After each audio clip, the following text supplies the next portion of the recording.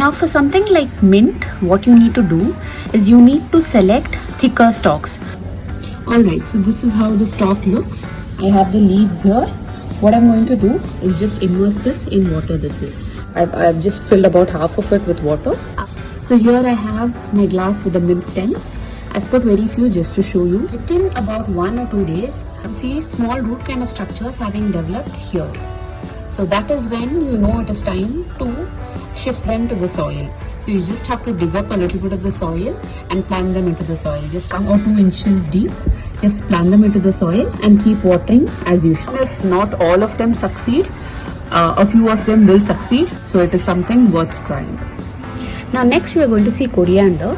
Mostly coriander that you buy locally from your local markets, etc. come this way. So I had a lot of the coriander with its roots. So all you need to do here is leave about 1 or 2 inches and then chop it off here. So I'm going to show you how to do it. So see, this is how I've chopped it off. I've just left so much and I've chopped off the rest. So these now can directly go into the soil. So I'm going to do it here. I'm just going to put this into the soil. And then covering it up this way. So frankly for me, gardening is something, that's a little bit of a trial and error. These are some of the things I really enjoy doing, because not only does it mean that I get to grow these kind of plants at home, which is something that I've wanted to do from a very, very long time, but also I don't, have to worry too much about it because I'm investing nothing in it. In fact, I'm actually cutting down on what I threw out.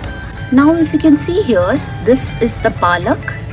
Alright, so the same step that I did with the coriander, I did with the palak. I had just one stem which had the root in it.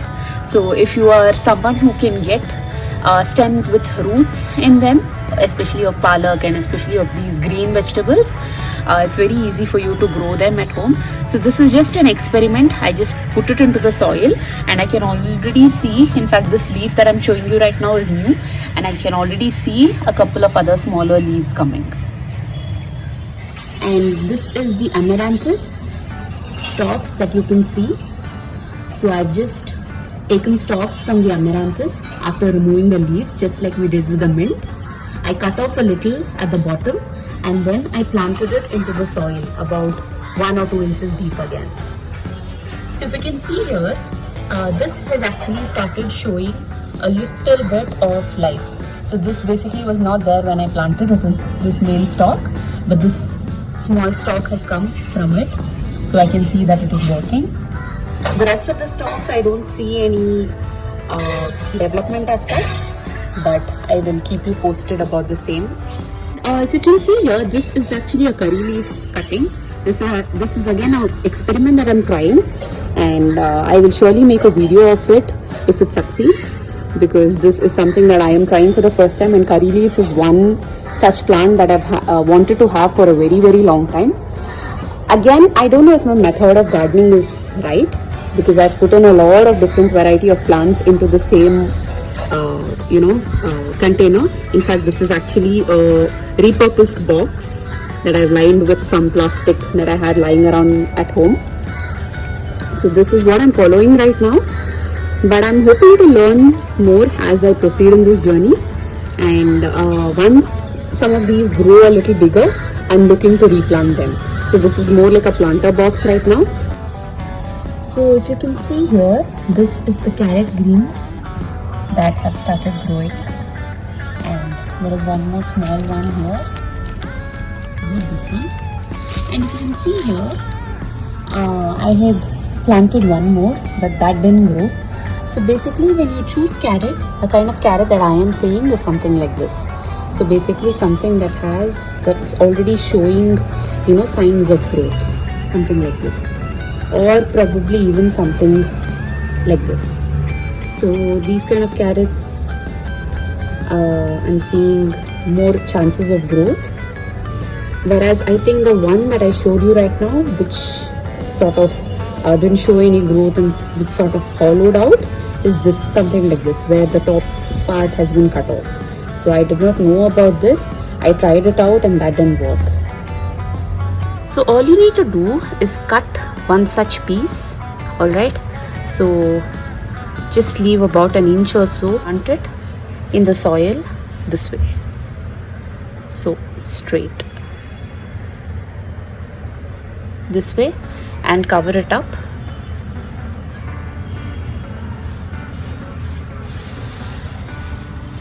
And that's it. So you will start seeing that within days. In fact, this carrot green almost grew to a very good extent in the first day itself. So you can expect good growth this way. Now I want to talk to you about just throwing seeds into your garden soil. So basically, if you can see here, this plant, I am really bad at guessing plants and I don't know what plant this is, but this basically has come out in multiple places from the seeds that I've thrown into my garden. So I can see this sprouting in multiple areas. So this is such a thrill to see, because otherwise what would you do with the seeds? We generally throw it away. Instead of doing that, if you can actually get even a little bit of green cover, if not any yield also, according to me, that is something really great. So this is something that I would suggest to you. So this can be done with any of the seeds that we consume. So it can be pumpkin seeds. I've seen people just throw in mango seeds and get mango saplings out of it. I've seen people throwing away jambul seeds. Anything and everything that we consume can just be tossed into the soil. And then if nature has its way and if the seed survives, you will get a plant out of it. So that is how I've started actually looking at gardening right now. Finally, I think one more thing that we can pay attention to, other than all of this, is just the kind of soil that we have. So basically, if you start putting your food wastes, you just have to dig up a little bit of soil and put in some food waste there. And if you do that, what happens is that decomposes and it naturally converts into manure for your soil. So that is one very, very easy way to increase the nutrition content of your soil. Another way is something that I've shared in the previous video, where you can just put some crushed up eggshells. For example, this is something where I just crushed it up and put it, but you can also powder and put it so that it gets mixed more evenly. Another thing you can do is water your plants with either a bioenzyme liquid. So basically all you need to do is, when you use bioenzyme for your whitening purpose at home, you use that diluted water to water your plants. So that is a natural manure for your plants. You can also add some banana peel water, which is something that I've again shared in the previous video. So these are some of the ways to increase the nutritional content of the soil. And of course, composting is always there. So all of these methods that I'm suggesting are all zero waste methods. In fact, right from the seeds to the plants that you get at the end of it, to all of the compost that you use for increasing the nutritional content of your soil, are all zero waste. So you don't have to invest anything extra into your garden or into your soil.